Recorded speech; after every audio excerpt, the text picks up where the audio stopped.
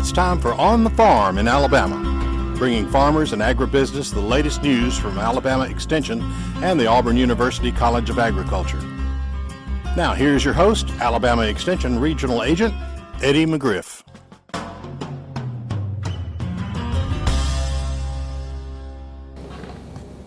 Good day. I'd like to welcome everybody today to On the Farm in Alabama, and today I'm talking with Dr. Scott Graham. He is an entomologist with Alabama Extension, and today we're going to be talking about what we need to be concerned about as far as insects in cotton.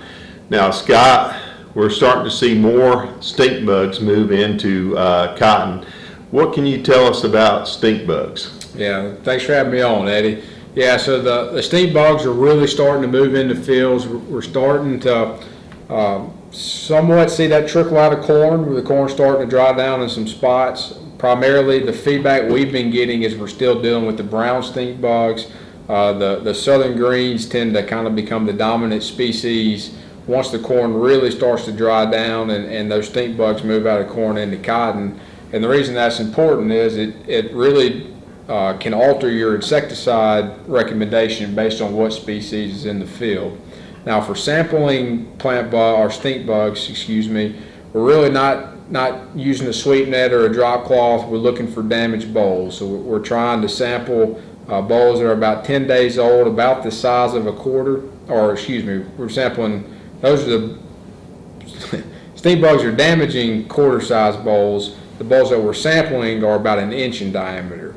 So we're going through the field and collecting 25 of those bowls, breaking them open, looking for internal signs of damage. So it's important while we're walking through the fields that we're trying to see if we can find any stink bugs. They're very hard to find in the field. Once we get to the 3rd, 4th, 5th through the 7th or 6th week of bloom, our threshold is 10% injury, which is really pretty low. But as long as we're dealing with these brown stink bugs, we've got to go to our phosphate insecticides. Biodrins or dicrotofos or acephate are really the products that we need to control those. Once we get a little bit later and the green stink bug starts taking over, at that point we can go more to the pyrethroids, bifenthrin at the highest labeled rates, and feel like we're getting pretty good control there. Well, we're still seeing plant bugs, and one species of plant bug that we're seeing more of this year, and that's the clouded plant bug. Yeah, and we're pretty used to the tarnished plant bug, and we kind of know what we're doing there, but this clouded plant bug is one that really we equate more with wet weather, which I think you would say we've been having this year. We have plenty of it. Yeah, they really prefer a plant called buttonbush. Is really an important host for them, and it kind of thrives in these wet conditions. The clouded plant bug is a little bit larger than the tarnished plant bug is, and got to do a little bit of math out in the field, which nobody really likes to do, at least me. I don't really like to, but for our thresholds, we count it as 1.5 tarnished plant bugs. And so what that means is if I'm doing a drop cloth sample and I have two clouded plant bugs, that means basically 1.5 times 2 is 3. So I have 3 tarnished plant bugs and I'm at threshold. So it can be a little bit confusing, like I said, but basically every one clouded plant bug we count as 1.5 tarnished plant bugs.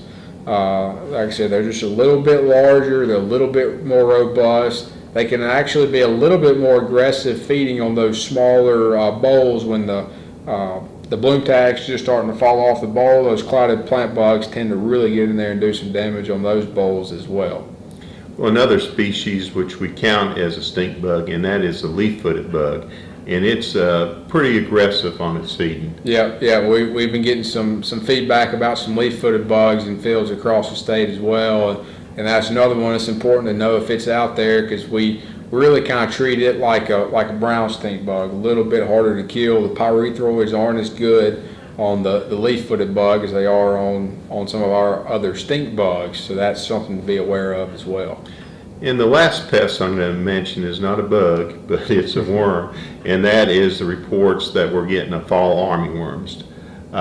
what do we need to be concerned about fall armyworms in cotton? Because we do have, a lot of this is the 3-gene cotton, and we get a lot of protection from fall armyworms. Yeah, really, not too concerned, thankfully, about this fall armyworm outbreak in our cotton. That's really just more of our late beans and then all these pastures and grass crops and things like that.